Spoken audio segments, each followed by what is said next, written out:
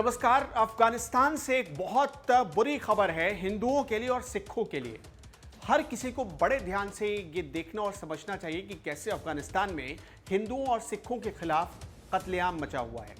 और अब हालत ये हो गई है कि कभी अफगानिस्तान में इनकी तादाद तकरीबन 2.5 लाख के आसपास थी, लेकिन अब ये तादाद गिरकर सिर्फ 700 रह गई है। क्यों अफगानिस्तान से हिंदू और सिख भाग रहे हैं? ये कहां जा रहे हैं? इनका क्या हो रहा है? और क्यों इस तरह से इनकी तादाद बहुत तेजी से, आप देखिए, जादुई तरीके से इनकी तादाद कम हुई है। कैसे? इसके पीछे की वजह क्या है, क्या आप जानते हैं? दरअसल काबुल में जो टेररिस्ट संगठन हैं, उनकी एक्टिविटी इतनी बढ़ गई है। और दूसरा जो सबसे बड़ा आतंकवादी संगठन है, वो आपको भी पता है कि आईएसआईएस इस वक्त पूरी दुनिया के लिए थ्रेट है। आईएसआईएस की एक्टिविटी बढ़ गई है और आईएसआईएस धमकी दे रहा है वहाँ के हिंदुओं और सिखों को। इसका अंजाम ये होता है कि सबसे पहले वहाँ जो मंदिर या फिर गुरुद्वारा थे, उन्हें डिमोलिश कर दिया गया, उन्हें तोड़ दिया गया, उन्हें तहस नहस कर दिया गया और हिंदुओं की हत्या कर दी गई, सिखों को चुन चुन कर मारा गया। एक तो तादाद होने के पीछे की वजह ये है। दूसरी बड़ी जो वजह है वो ये कि डर के मारे, क्योंकि लगातार हत्याएं हो रही हैं, यहां तक कि हिंदू और सिख धर्म के बहू और बेटियों को किडनैप तक कर लिया जाता है। और इन घटनाओं से इस कदर ये लोग सहम गए हैं, डर गए हैं कि ये लोग अब वहां से, यानी अफगानिस्तान से भाग रहे हैं, अफगानिस्तान छोड़ने पर मजबूर हो गए हैं। और इसी वजह से ये लोग किसी एक मंदिर में, एक ऐसा मंदिर है काबुल में जहां ये लोग शरण लेते हैं।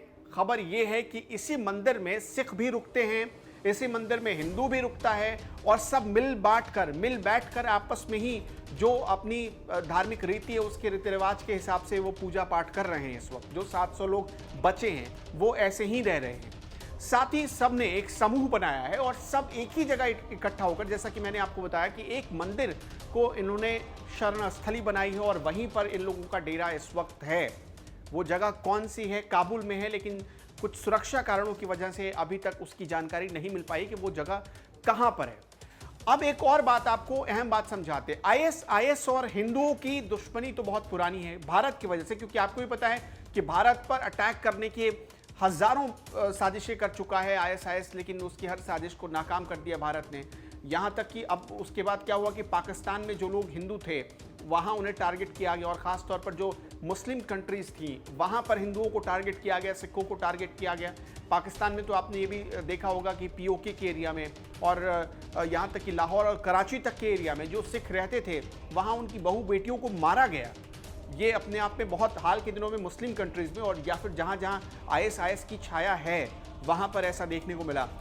तो इस वजह से जानबूझकर इन्हें टारगेट किया जा रहा है कि भारत को हम उकसा सके और भारत के खिलाफ कोई बड़ा एक्शन ले सके, लेकिन भारत हमेशा इन्हें जवाब देता है। अब क्या है कि भारतीय दूतावास ने अफगानिस्तान की सरकार से संपर्क साधा है और इन्हें सुरक्षा मुहैया कराने की बात कही है।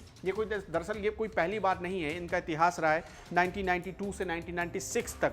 इस दौरान बताया जाता है कि काबुल में हिंदुओं के कई मंदिर तबाह कर दिए गए, बहुत सारे सिख और हिंदू अफगानियों के हाथों मार दिए गए और ये कत्लेआम, ये सिलसिला अभी भी चल रहा है। जबकि हाल के दिनों में आप देखिए तो अफगानिस्तान और भारत के रिश्ते बहुत ठीक हुए हैं। तब ये हालत है कि काबुल में हिंदुओं को चुन चुनकर उन्हें पूजा पाठ से रोका जाता है, अरदास से सिखों को रोका जाता है और ये सिलसिला चल रहा है।